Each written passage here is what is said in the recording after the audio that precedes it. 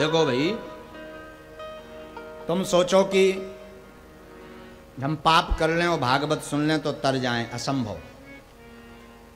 एक तो पाप करो ही मत। एक बार एक हमें आदमी मिला था, बोले महाराज हम साल भर में एक बार गंगा स्नान करते हैं। हम कहा वाह अच्छी बात, गंगा स्नान अच्छी बात है। हमने कहा लेकिन साल भर में ही एक बार क्यों, महीना भर में कर, तेरे नजदीक है, 50-100 किलोमीटर दूर है। बोला नहीं नहीं महाराज, ऐसा हमने सुना है कि पाप करो और गंगा स्नान कर लो, सफल लो तो सब कट जात। हम कहता थे साल भर में गलत जात, 3 साल ही कर, 3 साल में एक बेर कर, 3 साल पाप करत रहा, फिर जाइए सफल आइए, सब मिट जाए, फिर कर लेना है पाप। अरे आपको पता ही नहीं श्रीमान, गंगा कौन से पापों को धोती? गंगा उन पापों को धोती है जो अनजाने में होते हैं, जो जानबूझ करके करो वो तो भोगना ही पड़ता है। इसीलिए कथा सुननी जरूरी है, इसलिए भगवत चर्चा जरूरी है। श्री सुखदेव जी कहते राजन, सिय राम मैं सब जग जानी, करम प्रणाम जोरी जुग। सबको सीताराम मैं मान करके वंदन करो, सब में भगवत दर्शन करो। सब में भगवत दर्शन करोगे तो मृत्यु के भय से बच जाओ। और भगवान को ना तो तुम्हारी वस्तुएं प्रिय हैं, ना तुम्हारी माला प्रिय है, ना तुम्हारा चंदन लगाना प्रिय है, ना तुम्हारा बम बम बम करना प्रिय है। भगवान को पर प्रिय क्या है?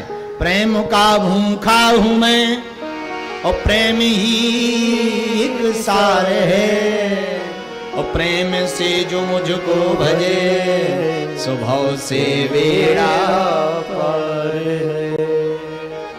प्रेम बिन कुछ भी दे तो मैं कभी लेता नहीं, और प्रेम पूरत टेर ही करती मुझे लाचार। बांध लेते भक्त मुझको प्रेम की जंजीर में, इसलिए इस भूमि पर होता मेरा अवतार है। भगवान तो प्रेम के भूखे हैं, राम ही केवल प्रेम प्रिया। गोस्वामी जी भी लिखते हैं राम जी को केवल प्रेम प्रिय है, राम जी को तो केवल प्रेम प्रिय है। ठाकुर जी को ना उन्हें वस्तुओं से मतलब है कि आप कितनी वस्तुएं चढ़ा रहे, भोजन कितना चढ़ा रहे, ना उन्हें केवल भाव से मतलब है। भगवान भाव से प्रभाव में आते हैं। बाकी आप प्रभाव दिखाओ कि हम धनपति हैं, कथा करवा रहे हैं, तो भगवान की फिर कृपा होने वाली नहीं है। इस प्रकार परीक्षित जी को कहा कि राजन, श्रवणीय अगर कोई है तो ठाकुर की कथा है, और स्मरणीय कोई है तो केवल भगवत चर्चा और भगवान के चरणों का स्मरण।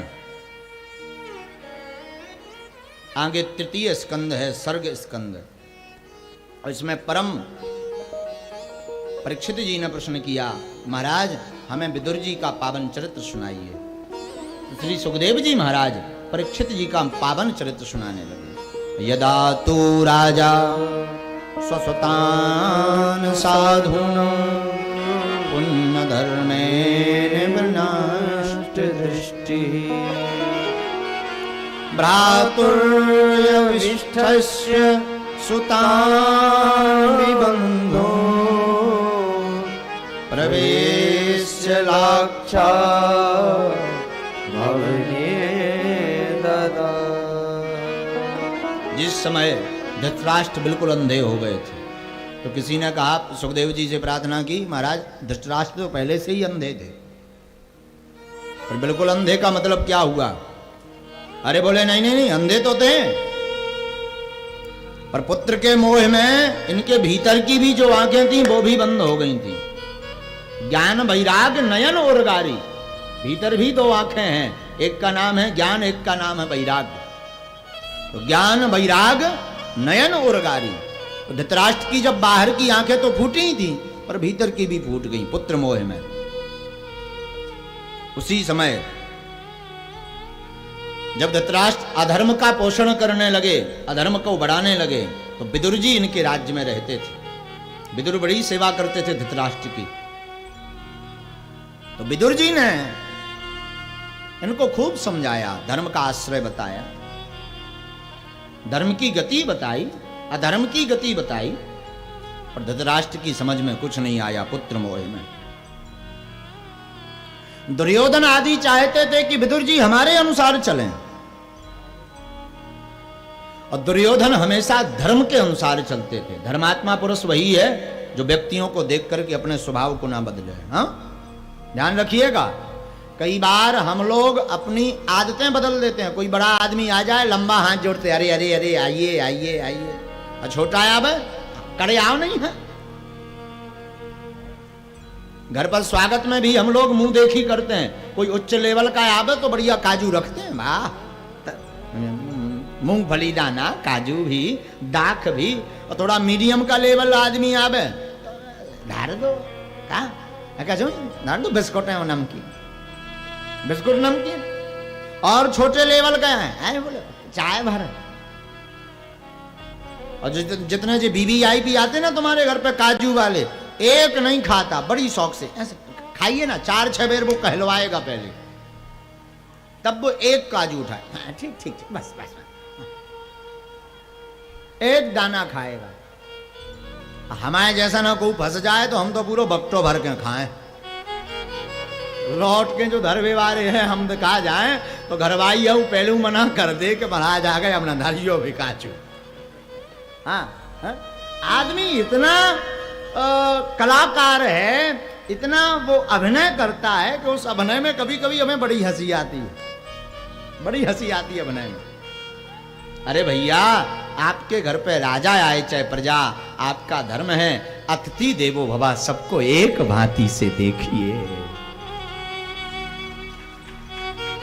विदुर जी धर्म की रक्षा के अनुसार चलते हैं, धर्म के अनुसार चलते, परंतु धृतराष्ट्र और दुर्योधन अपने अनुसार चलाना चाहते हैं। विदुर जी सब छोड़ करके एक दिन चल दिए, छोड़कर चले गए तो कौरवों का भी वही हाल हुआ जो रावण का हुआ था। विदुर महाभारत में धर्म के रूप में थे, परंतु रामचरितमानस में, रामायण में रावण के धर्म के रूप में विभीषण थे। वो असकही चला विभीषण जब ही आयुहीन भये सब तब ही। जब विभीषण गए थे तो सब आयुहीन हो गए थे। उसी प्रकार जब विदुर जी कौरवों का पक्ष छोड़ करके गए तो सब कौरव आयुहीन हो गए। विदुर जी गए, धर्म का ह्रास हुआ, तभी कौरवों का विनाश हुआ।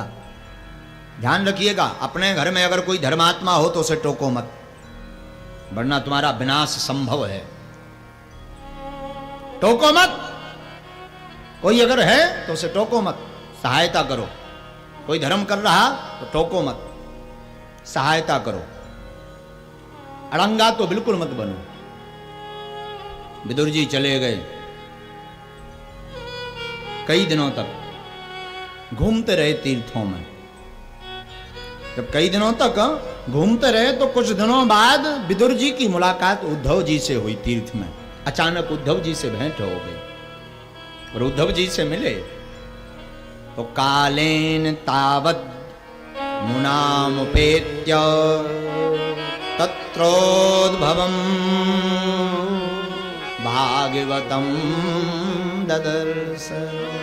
वाह, भगवान के परम प्रिय महाभागवत श्री उद्धव जी दिखाई पड़े तो उद्धव जी से जैसे ही भेंट हुई तो हाथ जोड़ लिए विदुर जी ने। अरे भैया, आज आप मिले।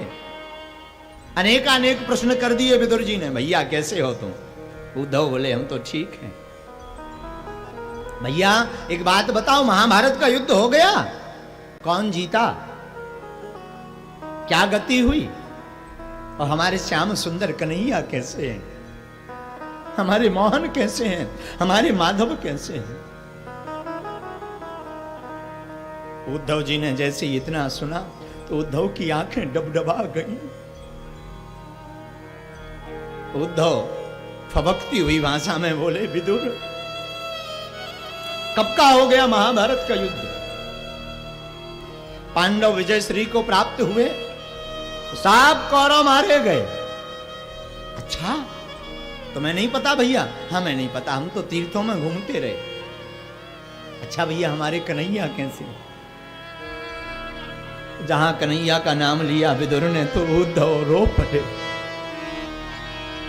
अरे विदुर, तुम्हें पता नहीं, महाभारत भी हो गई, पांडव जीत भी गए और भगवान अपनी लीला पूर्ण करके इस धाम को छोड़कर चले गए। ओ, विदुर जी को धक्का सा लगा, क्या भगवान छोड़ के चले गए? हाँ भैया, एक बात कहूं? हाँ हाँ बोलो ना। बस मैं यही कहना चाहता हूं, क्या भगवान को कभी हमारी याद आई? मुझ विदुर की याद आई माधव को? कभी हमारी चर्चा हुई उस परिकर में? उद्धव बोले, अरे विदुर, तू बड़ा भाग्यशाली है। क्यों? जब भगवान लीला पूर्ण करके जा रहे थे तो तुम्हारी ही चर्चा चली विदुर। क्या? हाँ, जब लीला करके भगवान जा रहे थे तो भगवान ने हमसे तुम्हारी ही वार्ता की। क्या बात कही भगवान ने? हमारे लिए क्या कहा गोविंद ने? क्या बोले हमारे माधव?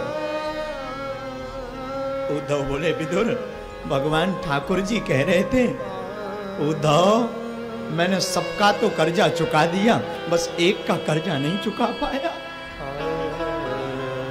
विदुर बोले, मतलब? बोले, भगवान कह रहे थे कि मैंने सबका कर्ज चुकाया, बस विदुर का कर्जा नहीं चुका पाया।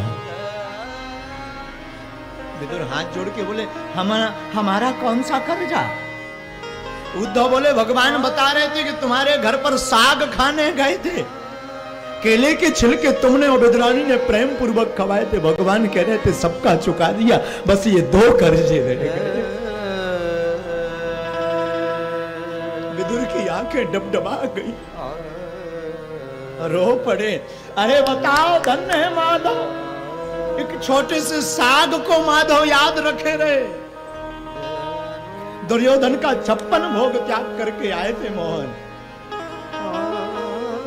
हमारे साग को भगवान याद रखे रहे। धन्य है दयालु, धन्य है मोहन, धन्य है माधव। और फबक फबक करके विदुर रोने लगे।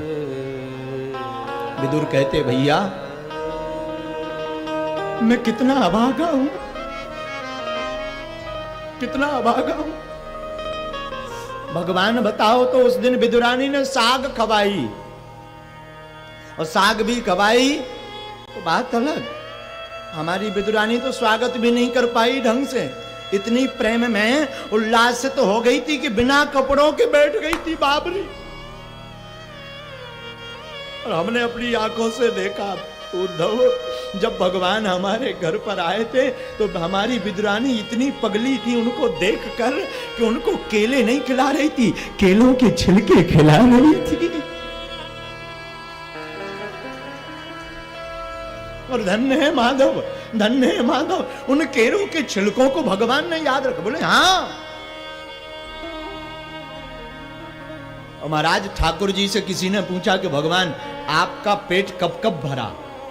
भगवान ने 2 जवाब दिए। बोले, 2 बार हमारा केवल पेट भरा। एक बार रुक्मणी मैया ने 56 भोग बनाया ठाकुर जी के लिए, तो 56 भोग बना करके रखे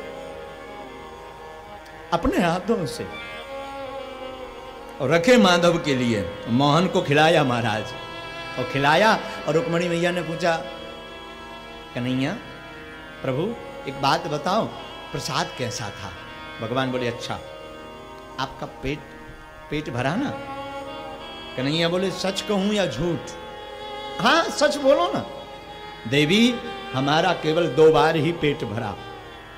कब? बोले, राम अवतार में मां सबरी के हाथों से, और कृष्ण अवतार में विदुरानी के घर पर। तीसरी बार नहीं, तीसरी बार नहीं। विदुर ने सुना, विदुर रो पड़े साहब, रो पड़े। धन्य है माधव जो इतना भी कर्जा अपने सिर पर रखते नहीं है साहब। भला ऐसे माधव की प्रीति को कौन ना करना चाहे।